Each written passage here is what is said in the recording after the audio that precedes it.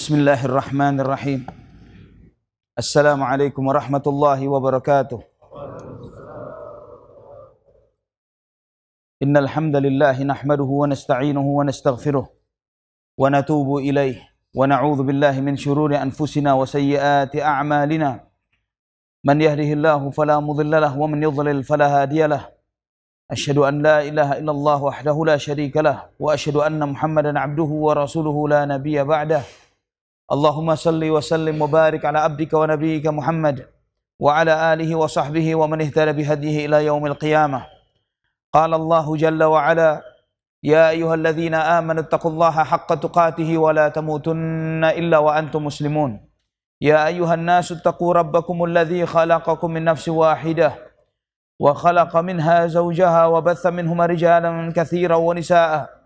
واتقوا الله الذي تساءلون به والأرحام إن الله كان عليكم رقيبا يا أيها الذين آمنوا اتقوا الله وقولوا قولا سديدا يصلح لكم أعمالكم ويغفر لكم ذنوبكم ومن يطع الله ورسوله فقد فاز فوزا عظيما أما بعد فإن أصدق الحديث كتاب الله وخير الهدى هدى النبي صلى الله عليه وعلى آله وصحبه وسلم وشر الأمور محدثاتها وكل محدثة بدعة وكل بدعة ضلالة وكل ضلالة في النار. إخوة الإيمان rahimani wa rahimakumullah. Alhamdulillah, segala puji bagi Allah Subhanahu wa taala Ar-Rahman Ar-Rahim alladzi lahul asmaul husna wa sifatul ulya. Zat yang Maha Pengasih, zat yang Maha Penyayang, Allah Subhanahu wa taala yang memiliki nama-nama yang baik dan sifat-sifat yang agung dan mulia. Atas segala limpahan nikmat yang Allah anugerahkan kepada kita, atas rahmat Allah Subhanahu wa taala yang Allah curahkan kepada kita, atas petunjuknya, atas hidayah Islam dan sunnah Nabi sallallahu alaihi wasallam, hidayah yang selalu Allah Subhanahu wa taala kita harapkan darinya agar selalu Allah menambahkan hidayah itu, hidayah yang selalu kita minta di setiap rakaat salat kita. Ihdinas siratal mustaqim siratal ladzina an'amta alaihim ghairil maghdubi alaihim waladdallin. Ya Allah, tunjukilah kepada kami jalan yang lurus, jalan orang-orang yang telah Engkau beri nikmat kepada mereka, yaitu para nabi, para siddiqin, para syuhada, dan orang-orang saleh. Hidayah yang Allah anugerahkan kepada mereka itu berupa dua hal, yaitu ilmu yang bermanfaat dan amal yang saleh. Itulah hidayah yang hakiki. Ketika Allah Subhanahu wa taala membukakan bagi seorang hamba ilmu, bukan sembarang ilmu, namun ilmu yang bermanfaat, itu Al-Quran dan sunnah Nabi sallallahu alaihi wasallam. Setelah Allah bukakan ilmu terhadap orang tersebut, Allah selamatkan dia dari kejahilan, Allah bukakan pintu amal baginya. Al-ilmun nafi' wal amalus salih. Itulah hidayah, ilmu yang bermanfaat dan amal saleh. Ketika dua hal ini dianugerahkan kepada seorang hamba, dialah yang berada di atas nikmat yang Allah telah beri nikmat kepada hamba-hamba tersebut, bersama para nabi, para siddiqin, syuhada, dan orang-orang yang saleh. Dan kita selalu berdoa memohon kepada Allah jangan termasuk mereka yang maghdubu alaihim, yang dimurkai atas mereka. Yahud, orang-orang Yahudi sebagaimana sabda Nabi sallallahu alaihi wasallam, yang mereka ini berilmu namun tidak beramal. Orang Yahudi, mereka banyak hal mereka pahami tentang kehidupan dunia dan akhirat. Mereka mengenal para nabi dengan luar biasa. Risalah yang Allah Subhanahu wa taala berikan kepada mereka dari banyak nabi dan rasul, namun tidak membuat mereka sebagai hamba Allah yang beriman.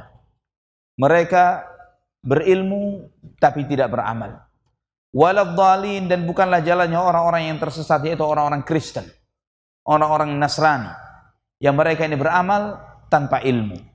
Banyak kegiatan aktivitas yang mereka lakukan, namun semuanya tidak ada dasarnya, mengada-ada. Dalam akidahnya, dalam ibadahnya, semuanya mengada-ada. Meyakini adanya dosa waris, padahal tidak ada tuntunan dari Nabi Isa akan dosa waris. Meyakini menuhankan Yesus Kristus, padahal Yesusnya sendiri tidak pernah mengklaim dirinya Tuhan. Merayakan perayaan-perayaan yang semuanya dibuat-buat oleh tokoh-tokoh agama mereka. Merayakan Natal, merayakan hari wafatnya Isa Al-Masih, naiknya Isa Al-Masih, dan yang beragam perayaan-perayaan mereka perbuat sepanjang tahun, yang itu semuanya mereka buat-buat dan mereka ada-adakan. Kita setiap rakaat salat kita berlindung kepada Allah, jangan menjadi seperti Yahudi, jangan seperti Nasrani. Dengan cara apa? Jika mendapatkan ilmu diamalkan. Jika tidak tahu akan ilmu dari amalan yang telah kita lakukan, pelajari ilmunya. Agar kita tidak seperti Yahudi dan tidak seperti Nasrani. Jadi, jika telah diberi hidayah ilmu, maka berkahnya keilmuan adalah setelah seseorang itu berubah. Dari sebelum tahu dan sesudah dia tahu, ada perubahan.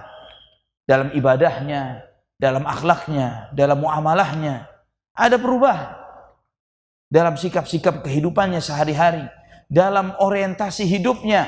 Seorang yang telah mengaji, menuntut ilmu, yang menjalani pelajaran agama sepanjang umurnya, ada perubahan.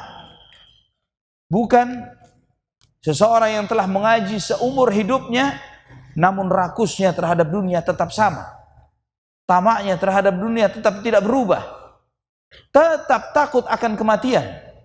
Dan ini penyakit yang menjangkiti generasi kaum muslimin di saat ini, sebagaimana yang disampaikan oleh Nabi kita Muhammad sallallahu alaihi wasallam dalam banyak hadis, terutama hadis Thauban yang menyebutkan kondisi kronis umat Islam yang digambarkan oleh beliau seperti buih. Dan Allah cabut rasa takut musuh-musuh Islam dari kaum muslimin, dan Allah tanamkan ke dalam hati umat Islam penyakit wahani, yaitu hubbud dunya wa karahiyatul maut, cinta dunia dan takut mati. Ikhwatal iman rahimani wa rahimakumullah. Pada kesempatan ini kita akan membahas tentang panjang angan-angan dan lalai terhadap akhirat. Karena ini penyakit panjang angan-angan, menghayalkan hidup selama-lamanya di dunia, dan seakan-akan kita akan meraih semua yang kita angan-angan dan kita cita-citakan. Dan untuk membangun pembenaran terhadap hal ini, maka kadang cari dalil. Kan ada hadis, Ustaz, i'mal li dunyaka ka'annaka ta'ishu abada wa'mal li akhiratika ka'annaka tamutu ghadan. Beramallah untuk akhiratmu seakan-akan kamu hidup selama-lamanya. Beramallah untuk akhiratmu seakan-akan kamu mati besok. Jadi artinya ketika kita di kantor seakan-akan hidup selama-lamanya. Bekerja nggak mikir akhirat. Dan bagian yang kedua, beramallah untuk akhiratmu seakan-akan mati besok, ini seringkali kelupaan. Jadi waktu salat zuhurnya masih ingat pekerjaan, karena hidup selama-lamanya. Biar cepat tuntas salat zuhurnya, lanjutin lagi urusan proyek dan urusan pekerjaan. Hadis ini ikhwatal iman, hadis palsu. Hadis palsu. Tidak ada dasarnya dari Nabi sallallahu alaihi wasallam yang mengatakan bahwa beramallah untuk akhiratmu seakan-akan kamu hidup selama-lamanya. Dan ini tidak pernah dimotivasikan oleh Nabi sallallahu alaihi wasallam yang seperti ini. Bahkan banyak Nabi sallallahu alaihi wasallam dalam banyak hadisnya berbeda dengan apa yang disampaikan hal itu. Dalam sebuah hadis yang diriwayatkan oleh Imam Ahmad, Bukhari, Muslim, An-Nasa'i dari Anas bin Malik radhiyallahu an, Nabi sallallahu alaihi wasallam bersabda, "Yahrumu ibnu Adam wa yabqa ma'ahu ithnan, al-hirsu wal amal." Anak Adam ini akan semakin tua, semakin pikun. Namun ada dua hal yang tidak akan lepas dari anak Adam ini. Yang pertama rakus, dan kedua panjang angan-angan. Rakus pengen ngumpulin harta terus, dan terus menghayal. Di saldo di rekening, oh ya ini baru 1 miliar. Kapan punya 2 miliar? Oh baru satu rumah ukuran 200 meter. Kapan punya rumah ukuran 1000 meter? Kapan punya ini? Terus menghayal untuk urusan dunia ini. Dan tambah tua, bukan tambah berkurang angan-angannya, tapi kata Nabi, yabqa ma'ahu ithnan, akan terus bersama orang ini. Jadi insyaallah ikhwatal iman rahimani wa rahimakumullah, saya yakin walaupun kita sudah beruban, ya sudah berwarna putih janggutnya, rambutnya berwarna putih, kalau ditanya, Pak, masih punya cita-cita urusan dunia? Hakul yakin pasti masih punya. Benar Pak ya? Ya, pasti masih ingin merubah nasib. Roda masih di bawah, kapan di atas. Masih menghayalkan hal-hal kenikmatan dunia. Dalam hadis yang lain, Hadis riwayat Imam Muslim, At-Tirmidzi, Ibnu Majah, juga dari Anas bin Malik radhiyallahu an, Nabi sallallahu alaihi wasallam bersabda, "Yahrumu ibnu Adam wa yashubbu fihi ithnatani. Al-hirsu 'ala al-mal wal hirsu 'ala al-umur." Anak Adam ini bertambah tua, namun ada dua hal yang terus tambah muda, yaitu rakus terhadap harta dan pengen panjang usia, pengen usianya usia lanjut. Jadi walaupun sudah merayakan ulang tahunnya yang ke-82, masih doanya panjang umurnya gitu ya. Masih panjang umurnya. 82. Itu niup lilin 82 itu sama rohnya yang keluar. Allahul musta'an. Ikhwatal iman rahimani wa rahimakumullah. Inilah manusia yang panjang angan-angannya. Sedangkan saya seringkali bersedih atau heran, lebih pantasnya heran, orang ulang tahun ketika usianya berkurang namun gembira, bahagia, dan marah kalau misalnya ada pasangan hidupnya lupa akan hari itu. Ya, seorang suami misalnya istrinya lupa kapan hari lahirnya, wah itu bisa nggak disapa 2 minggu. Ya, kenapa? Karena lupa tanggal ulang tahunnya. Emang apa pentingnya untuk diingat? Apa pentingnya untuk diingat? Kita ini muslim, ya, merayakan ulang tahun kebiasaannya orang-orang kafir, dan untuk apa dirayakan? Apa yang dirayakan? Selamat ya, semakin dekat ke kuburan. Itu kenyataannya.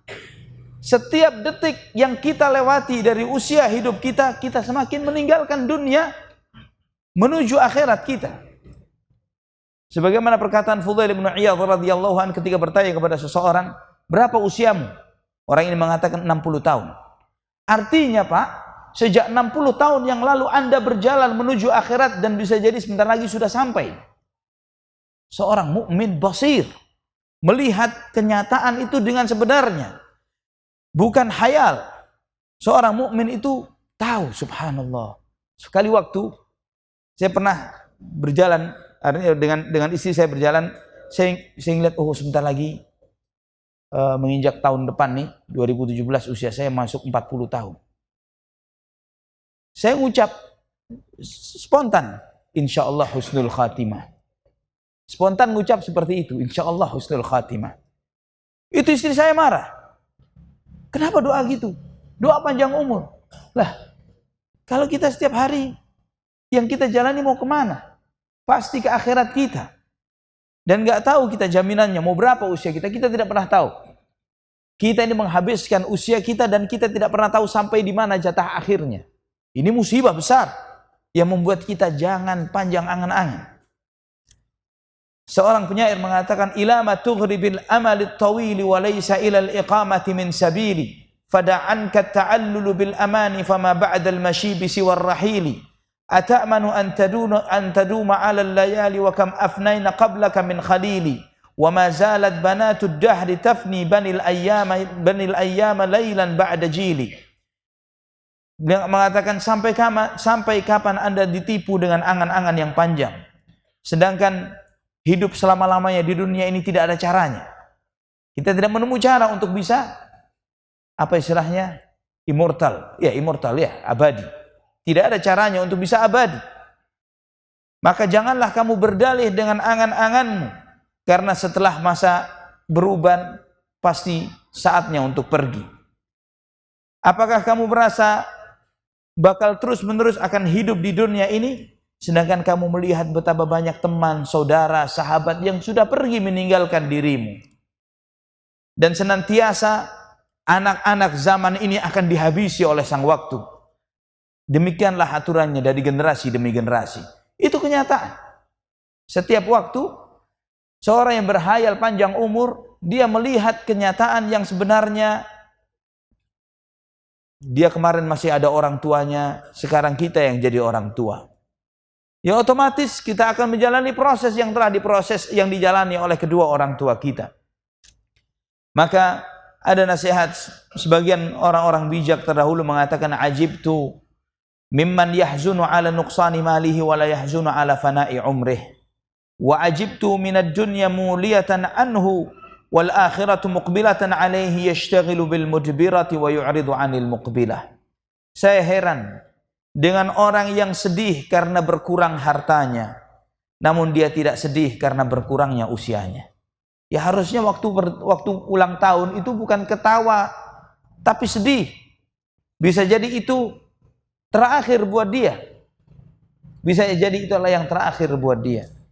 Dan aku heran dengan orang yang dia sadar dunia ini setiap hari meninggalkan dirinya dan akhirat tiap hari menghampiri dirinya, namun dia sibuk dengan apa yang dia tinggalkan dan lalai dari apa yang datang menghampirinya.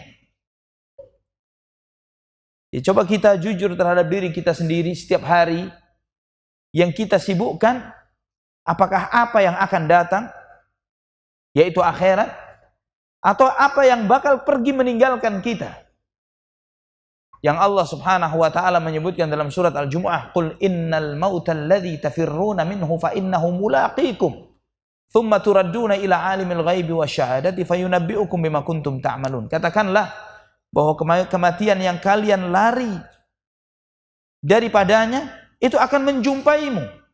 Misalnya kalau kita melarikan diri dari sesuatu itu di belakang kita. Ya. Tapi Allah Subhanahu wa taala mengatakan fa innahu mulaqikum. Namun kematian yang kamu lari daripadanya itu akan menjumpaimu di depan. Nungguin kita di depan. Tsumma turadduna ila 'alimil ghaibi wasyahadah. Kemudian kalian dikembalikan kepada zat yang Maha mengetahui yang gaib dan yang nyata. Fayunabbi'ukum bima kuntum ta'malun. Dan Allah akan memberitahukan kepada kalian apa yang kalian amalkan. Al-Jumu'ah ayat 8. Allah menegaskan kepada kita bahwa kita tidak akan mungkin bagaimanapun gaya hidup yang kita jaga supaya sehat, supaya menghindar dari segala macam-macam makanan-makanan yang tidak baik, misalnya menjaga gaya hidup sehat, olahraga dan lain sebagainya, terus kemudian tidak mati-mati, tidak. Dan ini juga bukan anjuran untuk hidup yang merokok tetap merokok, bukan seperti itu.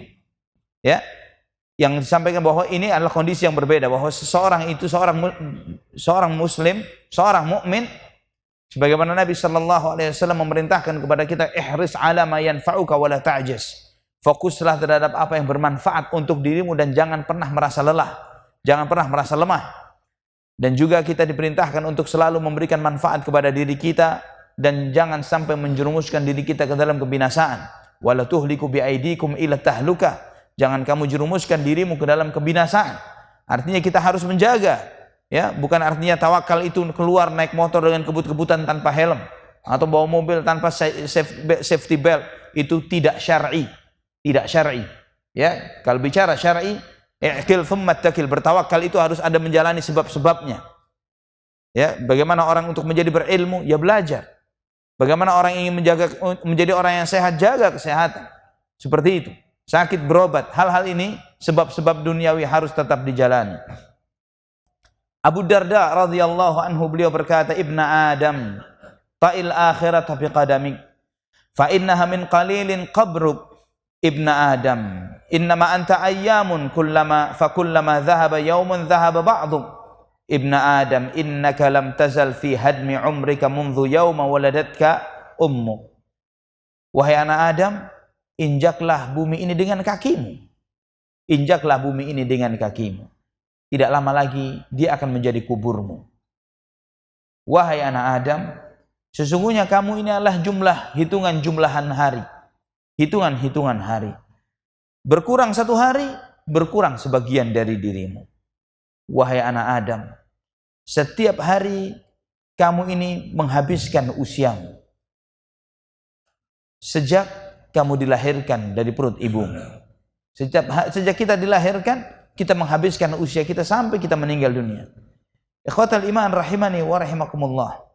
Dan ini bukan berarti seorang mukmin dia ini hidup dengan tidak memiliki semangat di kehidupan dunia. Tidak. Dunia ini ladangnya akhirat. Dunia ladangnya akhirat. Bukan berarti seorang mukmin tidak punya cita-cita duniawi. Tapi setiap cita-cita dunianya dipautkan dengan akhirat. Dia berhayal menjadi seorang pemimpin, khalifah, tapi yang adil. Seperti Abu Bakar, Umar, Uthman, dan Ali. yang menundukkan kekuasaannya untuk beribadah kepada Allah Subhanahu wa taala. Dia berhayal jika menjadi orang yang kaya raya, berapa batas maksimumnya? Tidak ada batasnya. Berapa minimum kekayaan yang harus dimiliki? Tidak ada batasnya. Tapi sebagaimana kayanya Abu Bakar yang mengorbankan seluruh hartanya di jalan Allah, Umar yang separuh hartanya di jalan Allah, Utsman ibn Affan yang menyiapkan sejumlah pasukan perang, mencukupi sejumlah pasukan perang untuk jihad fisabilillah, sampai Nabi memuji Utsman sampai mengatakan ma dharra li Utsman ba'da yaumihi hadza, bahwa Utsman tidak ada masalah bagi dia dosa-dosa yang dia lakukan sejak hari ini. Jadi Utsman sampai dapat rekomendasi dari Nabi sejak hari ini, sejak selesai peristiwa perang Tabuk, karena Utsman yang mencukupi semua pasukan perangnya, setelah hari ini wahai Utsman, dosamu sudah enggak dihitung. Wah, kalau kita bagaimana? Ya, kalau kita dapat hadis ini, wah, lupa ke masjid. Lupa ke masjid, jalan ke masjid lupa sudah. Ya, tapi Utsman bin Affan bukan kita. Sampai matinya beliau masih baca Quran, hafidz. Beliau hafal Quran, tapi sampai mati masih membaca mushaf. Sehingga sampai hari ini kita melihat bahwa Quran yang cetakan yang dimiliki oleh Utsman bin Affan masih ada di perpustakaan Islam. Dan di situ masih ada tertera darahnya Utsman. Ya, karena beliau terbunuh mati syahid ketika membaca Al-Quran. Ikhwatal iman rahimani wa rahimakumullah. Namun seorang mukmin walaupun dia cita-cita dia di dunia untuk memiliki porsi yang tertinggi di sisi Allah Subhanahu wa taala, mencari kemuliaan di sisi Allah Subhanahu wa taala, semulia-mulianya, bagaimana memiliki ilmu yang tinggi untuk berdakwah di jalan Allah Subhanahu wa taala dan meminta kepada Allah keikhlasan di dalam hal ini. Berusaha semaksimal mungkin untuk hidup di kehidupan dunia ini, mencari nafkah yang halal seberapa banyak, sebanyak-banyaknya untuk menjadi penyalur fisabilillah, jalan-jalan Allah Subhanahu wa taala. Membiayai para dai, membiayai masjid-masjid dan pesantren-pesantren, menghayalkan seperti ini. Karena Nabi sallallahu alaihi wasallam pernah menyebutkan tentang dunia ini, innamad dunya li arba'ati rajulin, bahwa dunia ini untuk 4 manusia. Untuk 4 manusia. Yang pertama, abdin atahu Allahu ilman wa mala, fahuwa ya'lamu lillahi fihi haqqan wa yattaqi fihi rabbah wa yasilu fihi rahimah wa ya'lamu lillahi fihi haqqan wa huwa bi afdhalil manazil. Yang pertama, seorang hamba yang Allah beri harta, yang Allah beri ilmu dan beri harta. Punya ilmu, punya harta. Maka dia, kata Nabi SAW, bertakwa kepada Allah dengan hartanya, menyambung silaturahimnya, dan wa yattaqi fihi rabbah wa yasilu fihi ramah wa ya'lamu lillahi fi haqqah. Dia bertakwa kepada Allah dengan hartanya, menyambung silaturahim dengan hartanya, dan menunaikan hak harta itu sesuai dengan yang telah Allah tetapkan kepadanya. Kata Nabi, huwa bi afdhalil manazil. Ini orang terbaik, punya ilmu, punya harta. Kata Nabi, terbaik. Yang kedua, abdin atahu Allahu ilman wa lam yu'tihi mala. Seorang hamba yang punya ilmu tapi enggak punya harta. Punya ilmu tapi tidak punya harta. Wa huwa shadiqun niyyah, namun hatinya benar, ikhlas karena Allah Subhanahu wa taala. Dia yaqul, dalam hatinya dia berkata, "Lau anna li mithla mali fulanin la amiltu bi amalihi." Dia mengatakan dalam hatinya dengan ketulusan, dengan keikhlasannya, dia berkata dalam hatinya, andai kata aku punya harta seperti yang tadi, yang pertama, aku akan beramal seperti dia. Bertakwa kepada Allah dengan harta itu, menyambung silaturahim dengan hartanya, dan mengerti hak-hak Allah dari harta tersebut. Apa kata Nabi SAW untuk orang yang kedua ini? Fa ajruhuma sawaun. Yang kedua ini pahalanya sama seperti yang pertama. Pahalanya sama seperti yang pertama. Subhanallah, dengan niatnya, dengan ilmunya. Ini menunjukkan juga keberkahan ilmu.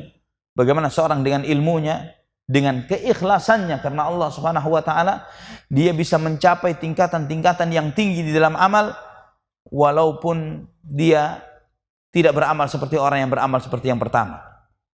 Kemudian yang ketiga, rajulun a'tahu Allahu malan wa lam yu'tihi ilma. Yang ketiga, orang yang punya harta, diberi oleh Allah harta, tapi tidak punya ilmu. Hartanya banyak, tapi tidak berilmu. Wa huwa yatakhabbatu bimalihi. Ngacau dia dengan hartanya. Berfoya-foya, menghambur-hamburkan di jalan yang diharamkan oleh Allah Subhanahu wa taala. La yattaqi fihi rabbah wa la yasilu fihi rahimah wa la ya'lamu lillahi fihi haqqan. Tidak bertakwa kepada Allah dengan hartanya, tidak menyambung silaturahim dengan hartanya. Ini salah satu nasihat Nabi, bahwa seorang yang bertambah hartanya harus nyambung silaturahimnya. Kalau hartanya nambah, silaturahimnya tambah putus, coba bertanya, berkah tidak harta tersebut? Karena di antara fungsi harta dalam hadis ini di antaranya nyambung silaturahim. Wala yasilu fihi rahimah wala ya'lamu lillahi fihi haqqan, dan tidak mengerti hak Allah di dalam hartanya. Wa huwa bi akhbathil manazil. Kata Nabi, orang ini yang paling buruk derajatnya. Punya harta tapi tidak punya ilmu, maka dia ngacau dengan hartanya. Dia merasa bahwa ini dari kepandaiannya, dari kehebatannya, kemampuannya membaca peluang. Dia berada di tempat yang tepat, di saat yang tepat. Dia merasa seperti itu. Seperti Qarun yang mengira innama utituhu an ilmin indi, bahwa saya punya kekuasaan harta ini karena ilmuku, karena kehebatanku, karena memang saya pantas mendapatkan sekolah saya Master of MBA misalnya. Merasa seperti itu. Bukan dari anugerah Allah Subhanahu wa taala. Kata Nabi, orang yang ketiga ini wa bi akhbathil manazil. Orang yang paling buruk derajatnya. Yang keempat, rajulun a'tahu wa lam yu'tihi malan wala ilma. Yang keempat, yang paling kasihan. Enggak punya ilmu, enggak punya harta. Ilmu enggak punya, harta enggak punya. Wa huwa yaqul, dan dia menghayal, ngelihat orang yang model ketiga ini enak banget ya. Hidup setiap hari berfoya-foya, pindah dari satu night club ke night club yang lain. Pindah dari satu perempuan ke perempuan yang lain tanpa komitmen. Ya, pindah dari satu kendaraan ke kendaraan yang lain, banyak hartanya, banyak kaya, dan seakan-akan gak punya Tuhan. Enak banget seperti dia ya. Dan dia berkata dalam hatinya, coba saya punya harta kaya seperti orang itu, maka saya akan seperti dia. Menghayal rusak seperti rusaknya orang model yang ketiga. Kata Nabi SAW, fawizruhuma fahuwa biniyatihi fawizruhuma sawa. Dia dengan niatnya, maka dosanya sama. Dia dengan niatnya, maka dosanya sama. Allahul musta'an wala haula wala quwata illa billah.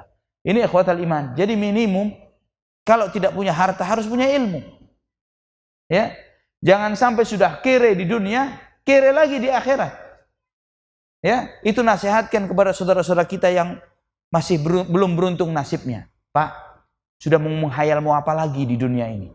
Ya, kalau sudah kerjaan di dunia sudah segini-segini terus, masa mau menggadaikan akhirat? Masih mau lagi menggadaikan akhirat? Sholat. Perbaiki hidup kita. Jadi minimum nggak dapat dunia, dapat akhirat. Jangan sampai dua-duanya dikorbankan. Ini supaya ini nasihat kita kepada saudara-saudara kita yang masih belum beruntung secara keduniaan, supaya ini nasihat masuk kepada mereka. Ikhwatal iman rahimani wa rahimakumullah.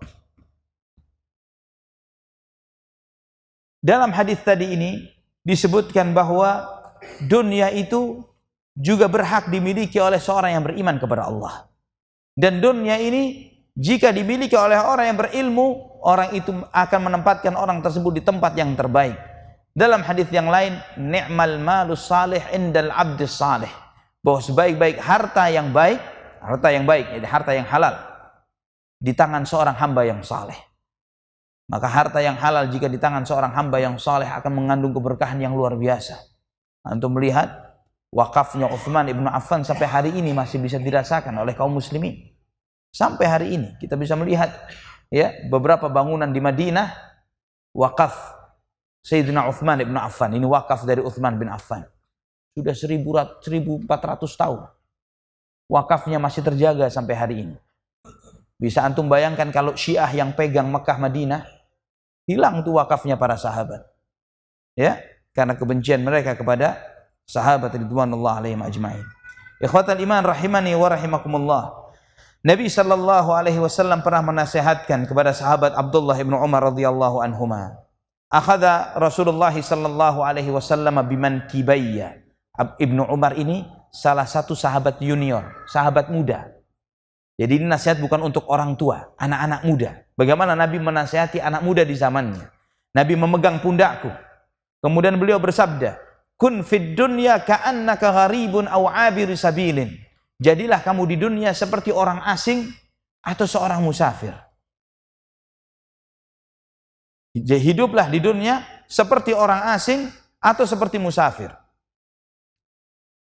Orang asing kalau hidup di satu tempat yang dia merasa terasing di sana, di negeri perantauan, dia berhayal kapan saatnya mudik ke kampung halaman. Betul ya? Banyak orang asing di sini. Yang asli Padang menghayalkan kapan pulang ke Padang, yang ke Jawa Timur kapan pulang ke Jawa Timur. Saya termasuk sebabnya, saya dari Surabaya. Ya, menghayalkan kapan ini waktunya lebaran pulang, mudik, ketemu dengan keluarga di sana. Orang asing itu seperti itu.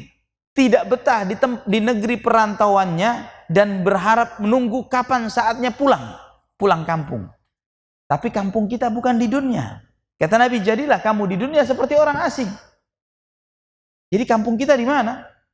Di surga, di akhirat. Jadilah kamu di dunia ini seperti orang asing. Nunggu kapan saatnya dijemput untuk pulang kampung. Nah, orang asing ini mereka menyiapkan bekalnya untuk kapan pulang kampung. Dan lebih ekstrim lagi, Nabi mengatakan au abiri sabil, atau seperti seorang musafir. Ini tingkatan lebih tinggi lagi ketimbang orang asing. Kadang orang asing bisa adaptasi dengan tempat dia hijrah. Bisa dia beradaptasi, oh ini ternyata lebih enak daripada di kampung. Ya, bisa adaptasi dia. Orang asing itu bisa adaptasi dengan tempat dia hijrah. Namun seorang musafir yang di perjalanan cita-cita utamanya cepat sampai. Ya. Kalau kita apalagi musafir nebeng gitu ya. Kalau kita mau pulang kampung nebeng, ada orang, "Kayak ikut Anda ya, karena kebetulan lagi tidak ada uang dan sebagainya." Oh ya bisa, tapi saya akan mampir ke 10 tempat mampir. Wah, kita akan cari yang direct. Ya, saya akan mampir di kota ini, mampir di kota ini, mampir di kota ini, di kota ini. Jadi setelah sekian hari baru nyampe ke tujuan. Kita yang mau nebeng nggak jadi deh. Ya, kita akan milih yang lebih sedikit mampirnya. Supaya apa? Pengen cepat sampai ke tujuan. Jadilah kamu di dunia seperti musafir. Kapan saatnya sampai ke tujuan? Ini perumpamaan yang paling berat yang diumpamakan oleh Nabi Shallallahu Alaihi Wasallam kepada seorang sahabat yang muda pada saat itu, Abdullah bin Umar radhiyallahu anhuma. Jadilah kamu hidup di dunia seperti musafir, orang asing atau seperti musafir. Ibnu Umar yang memahami nasihat Nabi Shallallahu Alaihi Wasallam ini, beliau mengatakan, "Idza amsayta fala tantadhiris sabah, wa idza asbahta fala tantadhiril masa, wa khudh min sihhatika limaradik, wa min hayatika limautik." Zada Ahmad wa Tirmidzi, "Wa udda nafsaka min ahlil kubur." Kata Abdullah bin Umar memahami sabda Nabi SAW ini, jika kamu di sore hari, jangan nunggu besok pagi. Supaya tidak panjang angan-angan. Maksudnya apa jangan nunggu besok pagi? Apa yang bisa diamalkan sekarang, lakukan. Apa yang diamalkan sekarang, lakukan. Bayangkan malam ini, malam terakhir kita di dunia. Apa yang diamalkan kira-kira? Salat Isya kita bagaimana? Kalau misalnya dapat informasi, ini Isya terakhir Anda, besok nggak ketemu Isya lagi. Kira-kira bagaimana salat Isya kita? Hah? Bacaan Quran. Ini kesempatanmu baca Quran malam ini. Besok nggak ada kesempatan lagi baca Quran. Idza amsayta fala tantadhirus sabah. Di sore hari jangan nunggu pagi. Apa yang bisa diamalkan sekarang, amalkan. Ada kesalahan sama orang, minta maaf sekarang, jangan nunggu Idul Fitri. Berbuat zalim, segera minta keikhlasan dari orang yang telah kita zalim kepadanya. Wa idza amsayta wa idza asbahta falan tantadhiril masa. Di pagi hari jangan nunggu sore. Apa pagi ini yang bisa diamalkan?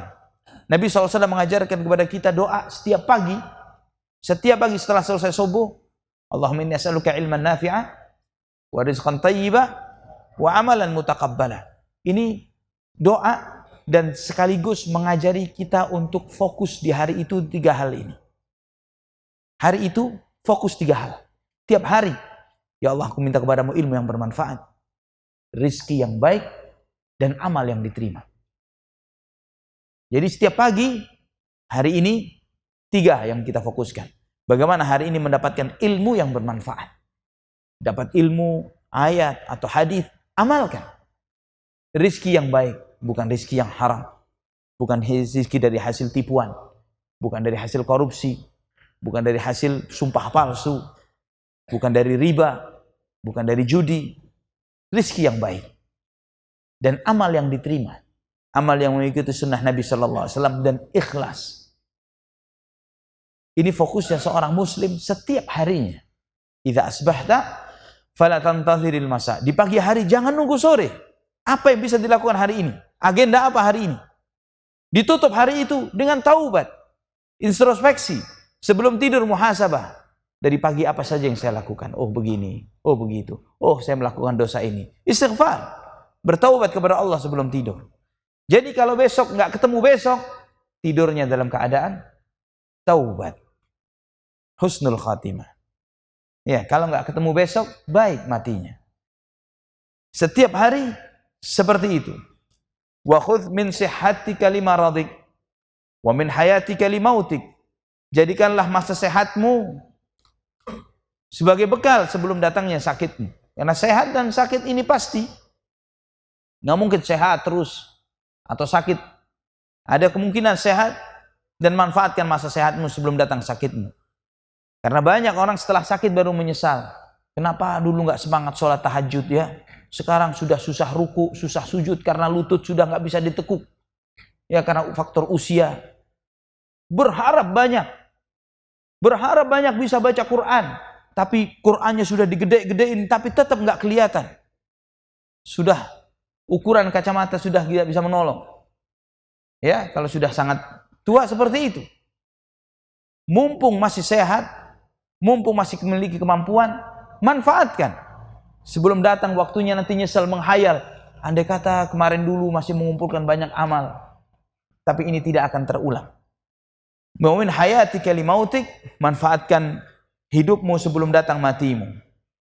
Imam Ahmad dan Imam At-Tirmidzi menambahkan riwayat dari ucapan Ibnu Umar, udda nafsaka min ahlil kubur.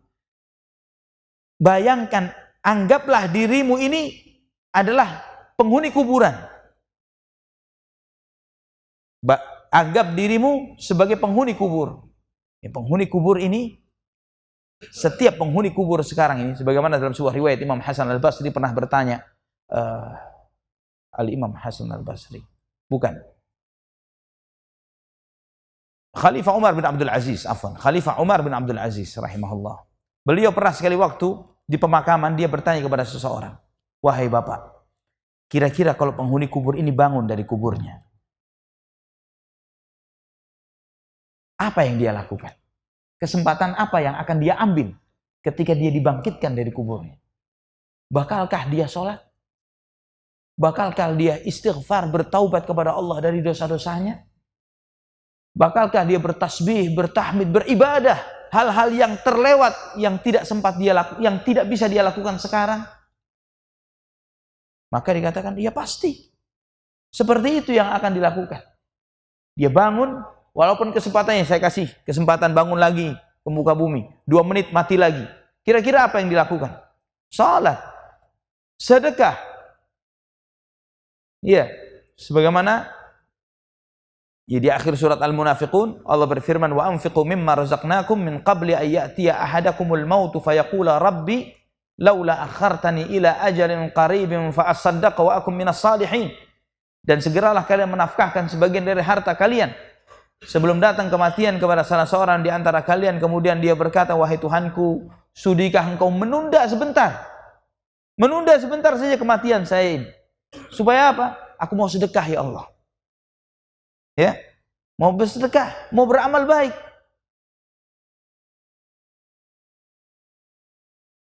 hatta idza jaa ahadahumul maut qala rabbirji'un, dalam surat Al-Mu'minun ayat 99, rabbirji'un, sehingga ketika datang kematian kepada salah seorang di antara mereka, dia minta kepada Allah, ya Allah, sudikah engkau mengembalikan aku sebentar? Irji'un, izinkan aku kembali ke dunia ini. Apa yang dia harapkan? Apa yang mau dia lakukan? La'alli a'malu salihan fima taraktu, agar aku bisa beramal soleh yang tidak sempat aku lakukan, ya Allah. Itu penyesalannya. Penyesalan ashabul kubur, penghuni kuburan ini, menyesali karena amal soleh yang tidak sempat dia lakukan. Kata Umar bin Abdul Aziz rahimahullah, kalau mereka yang di kuburan berangan-angan seperti itu, tapi nggak bisa mereka lakukan, kita masih punya kesempatan, kenapa nggak kita lakukan hal itu? Kenapa kita tidak melakukannya? Ikhwatal iman rahimani wa rahimakumullah. Berapa menit lagi Isya? 5 menit lagi, baik.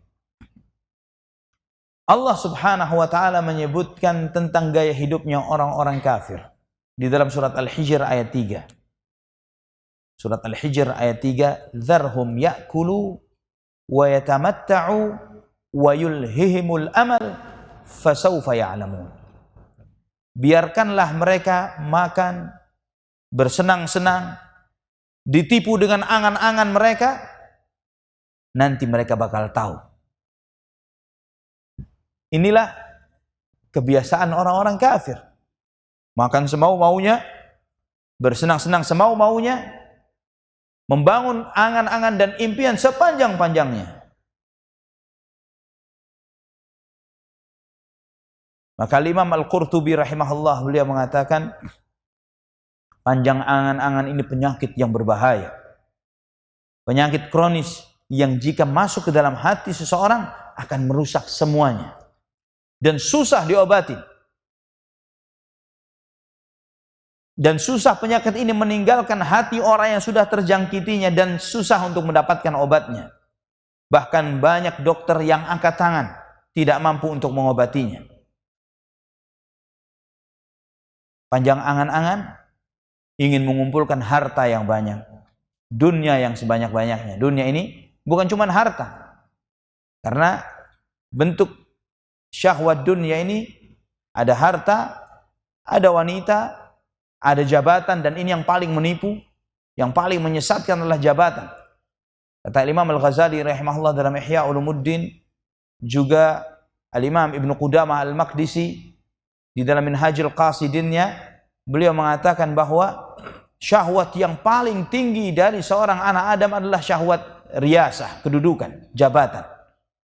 Maka orang kalau sudah punya segalanya, belum punya jabatan, dia korbankan segalanya untuk jabatan. Punya harta, punya segala, punya ketenaran, punya ini, punya itu, tapi jabatan belum dia miliki, maka dia akan korbankan ketenarannya, hartanya, semuanya untuk mendapatkan jabatan.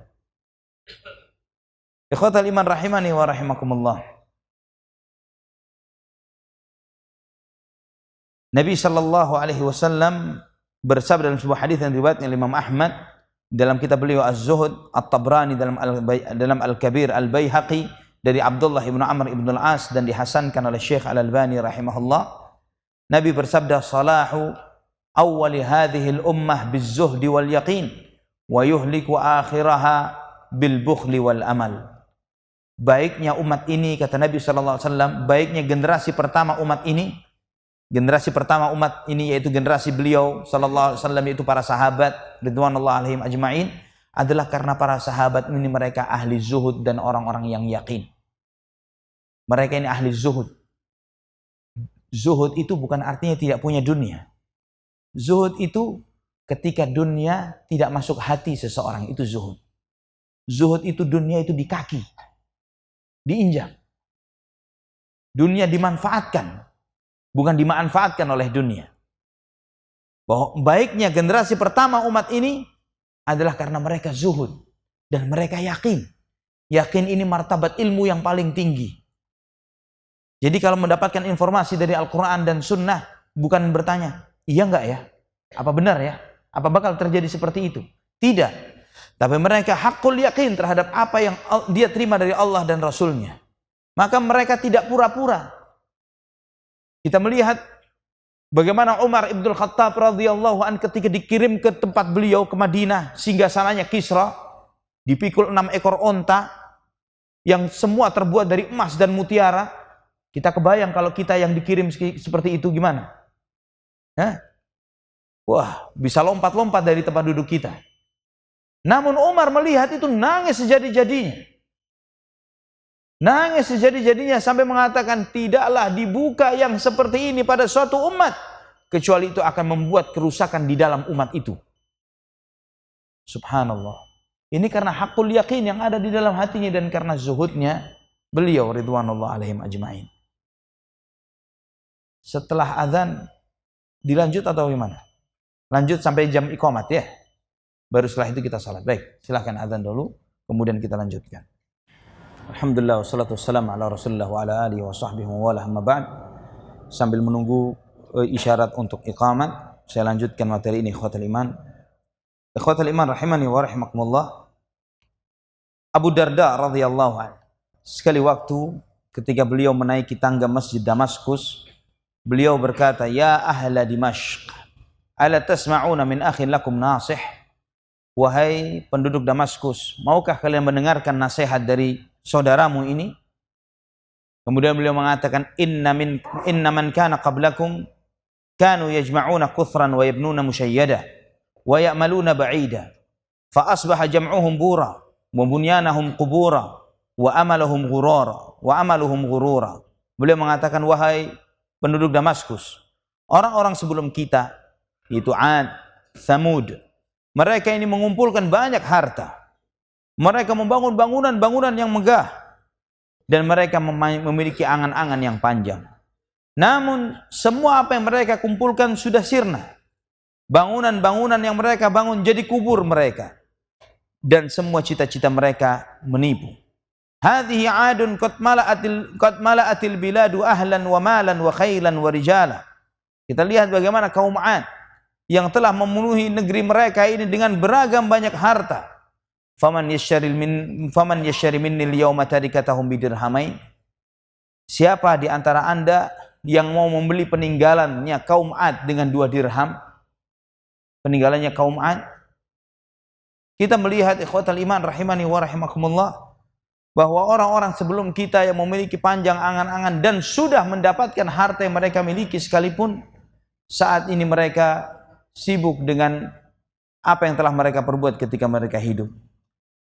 Beliau berkata kemudian, ya dzal muammilu amalan wa in ba'udat minhu wa yaz'umu an yahdha bi aqsaha anna tafuzu bima tarjuhu waika wa ma asbahta fi thiqatin min naili adnaha. Beliau mengatakan, wahai orang yang memiliki angan-angan yang panjang dan mengira bahwa dia akan mendapatkan puncak dari angan-angannya, bagaimana kamu akan mendapatkan angan-anganmu? Dan bagaimana kamu bisa sedangkan yang paling rendahnya pun belum tentu kamu mendapatkannya. Seorang memiliki cita-cita jangka pendek, cita-cita jangka panjang, belum tentu jangka pendeknya dia bisa mendapatkannya. Apalagi yang terjauhnya.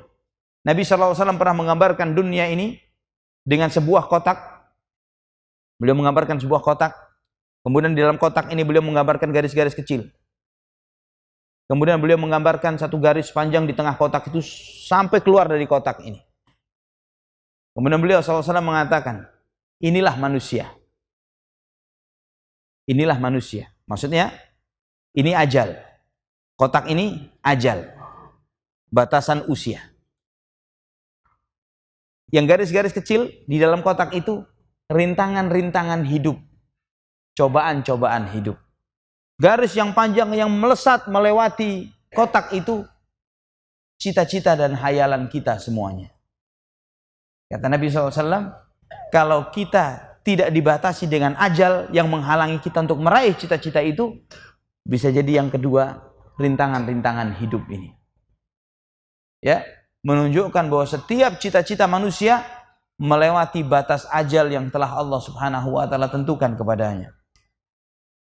Dan nasihat Imam Al-Hasan Al-Basri rahimahullah, tidaklah seseorang memanjangkan angan-angannya kecuali pasti akan buruk amal perbuatannya.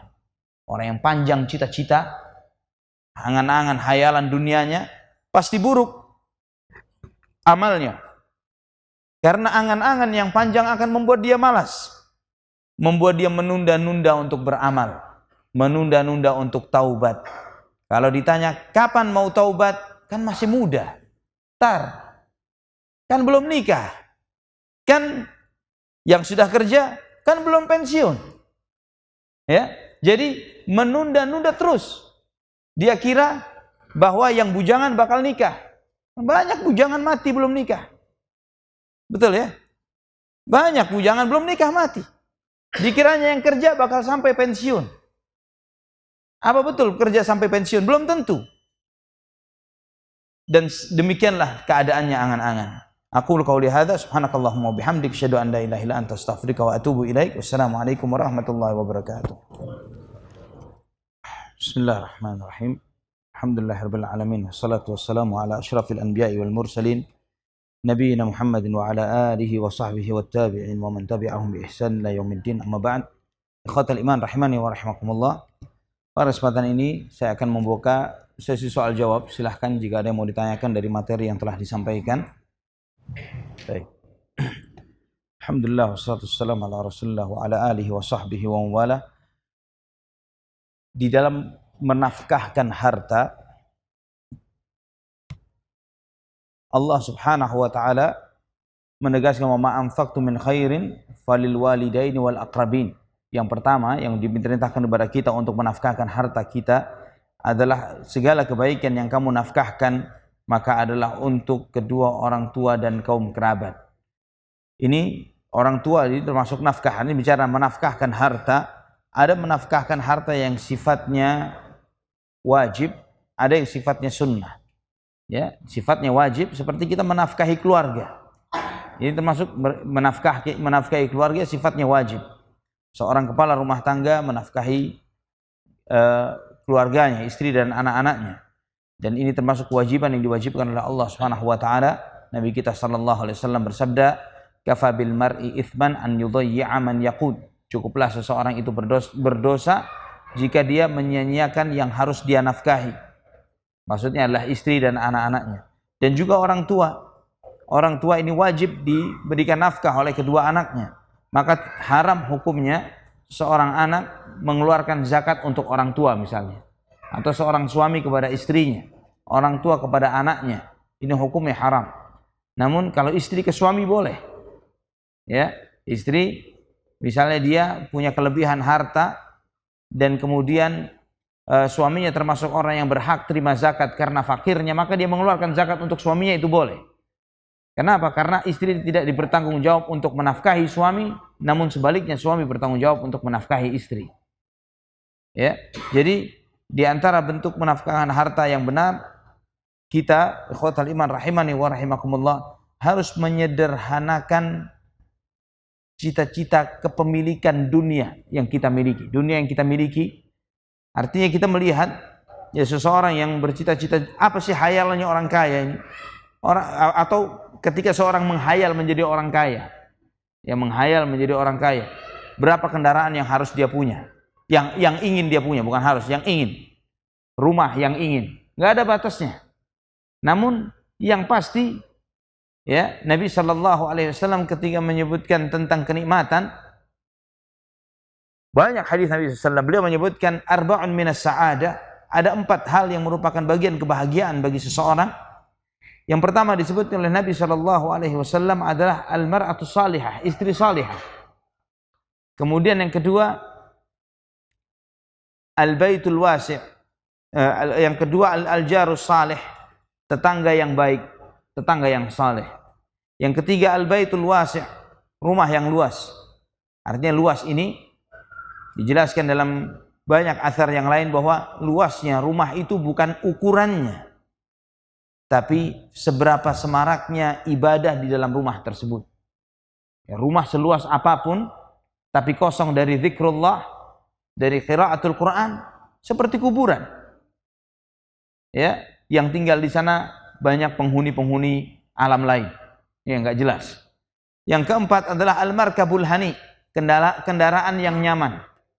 Ya, kalau menyebutkan kendaraan yang nyaman, kita bicara sekarang apa yang nyaman ini? Kayaknya Kijang Innova nggak nyaman, misalnya.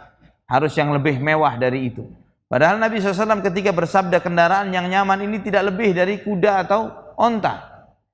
Ya, di zaman Nabi SAW itu tidak lebih dari itu. Maksudnya nyaman ini adalah mengantarkan kepada tujuan kita, ya, dan tidak melelahkan kita di dalam merawat kendaraan tersebut. Itu yang sederhana dari kenyamanan sebuah kendaraan. Jadi menyederhanakan cita-cita dunia. Orang yang punya 10 mobil nggak bakal keluar dengan 2 mobilnya sekaligus, nggak bakalan.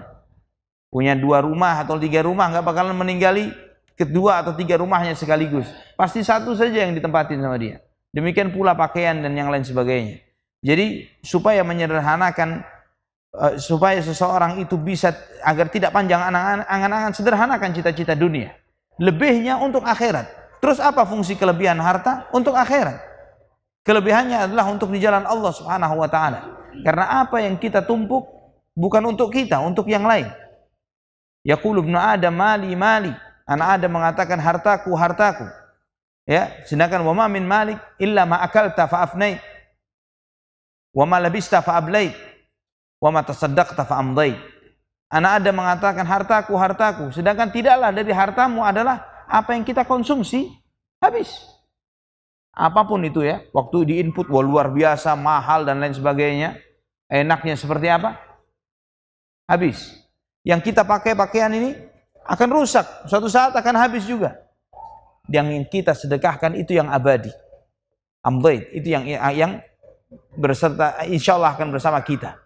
Maka ada seorang saleh terdahulu sampai menasihatkan, saya sadar bahwa diriku adalah orang bakhil. Saya tahu saya ini orang kikir, orang bakhil. Saya tidak mau harta saya dipegang oleh orang lain. Maka di antara bentuk agar aku tetap menjaga hartaku ini, aku sedekahkan. Aku titipkan kepada Allah Subhanahu wa taala agar harta itu terus bersama aku nanti di akhirat. Ya. Jadi kikirnya ini bahasa kiasan. Ya, jadi sedekahkan agar nanti harta itu bersama dia. Akan balik kepada yang memilikinya kalau dia jalan disedekahkan di jalan Allah Subhanahu wa taala. Wallahu a'lam bishawab. Apakah zuhud itu berarti mengejar dunia? Sederhana saja. Bukan masalah mengejar atau tidak mengejarnya. Tapi masalahnya adalah bagaimana mengenali dunia. Bagaimana menyikapinya. Jadi menyikapi dunia ini sebagai alat, sebagai tunggangan. Kalau memang dia akan melancarkan perjalanan kita ke akhirat, kita pakai. Kalau menghambat, kita tinggalkan.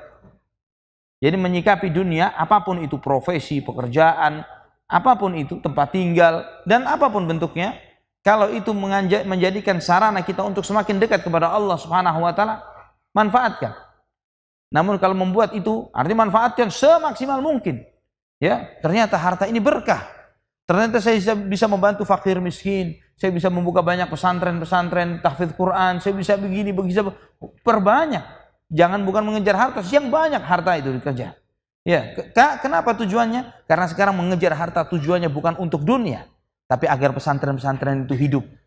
Saya punya seorang kawan, dia ini pusing memikirkan 360 masjid yang sudah dibangunnya di Indonesia. Saya pernah ketemu sekali, dia gelisah 2 hari, 3 hari gak bisa tidur. Kenapa? Saya ini berusaha ngimpor kurma dari Saudi ke Indonesia, gak bisa masuk karena urusan bea cukai. Gelisah, saya gak ada solusi tidak. Karena saya harus membuat program waktu sebelum Ramadan kemarin. Ini Ramadan sudah dekat, sedangkan 360 masjid yang sudah saya bangun ini harus mereka di daerah-daerah. Subhanallah, pusingnya untuk amal. Bukan untuk apa yang dia konsumsi, bukan untuk apa yang kebutuhan diri dan keluarganya, untuk akhirat. Subhanallah, untuk kaum muslimin yang lainnya. Ini kalau yang seperti ini perbanyak harta kita kalau menyikapi dunia dengan cara yang seperti itu. Wallahu a'lam bishawab.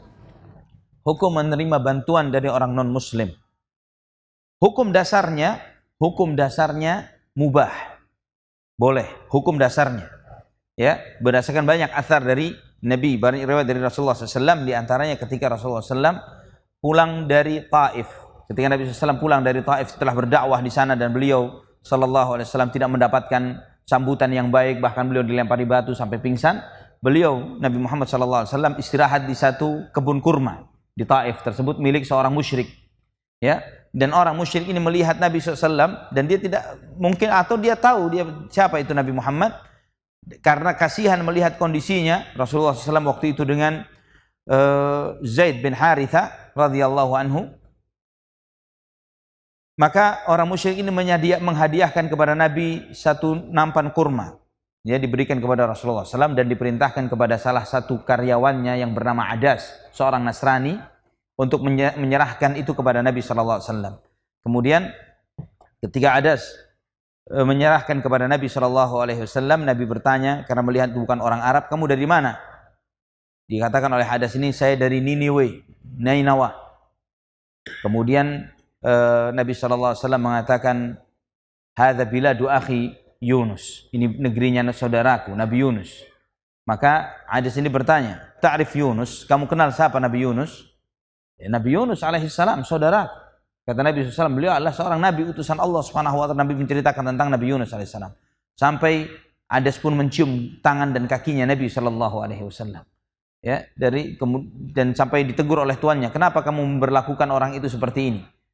Sampai dia menceritakan siapa Rasulullah SAW. Dari kisah ini, sebagian ulama menyebutkan di antara manfaatnya adalah bolehnya menerima hadiah dari orang kafir secara hukum dasarnya. Namun, ada namunnya. Jika kita mengetahui bahwa pemberian ini ada niat terselubung, ada udang di balik tepung, ya, kalau ada yang seperti itu, maka kita harus waspada, tolak. Ya, kalau ada niatannya, seperti misalnya orang-orang Nasrani di hari-hari begini doyan bagi-bagi hadiah, ya, untuk tansir, untuk kristenisasi. Maka tahu seperti itu, lebih baik kita makan, ya, lebih baik kita lapar ketimbang kita makan tapi menggadaikan akidah. Subhanallah. Ini jadi hukum dasarnya adalah mubah. Tapi kalau kita mengetahui bahwa ini adalah salah satu bentuk makar mereka untuk menipu kaum muslimin, tolak. Ya, ada satu ungkapan yang beredar di WhatsApp ini, sari roti saja untuk menunjukkan sikapnya, dia bersedia untuk mengorbankan jutaan rotinya. Ya, nggak dibeli oleh kaum muslimin. Masa kita nggak mau mengorbankan satu roti untuk menunjukkan sikap kita? Ya. Nggak usah makan rotinya agar menunjukkan akidah kita seperti apa. Ini salah satu pelajaran dari sari roti katanya. Wallah a'lam bishawab.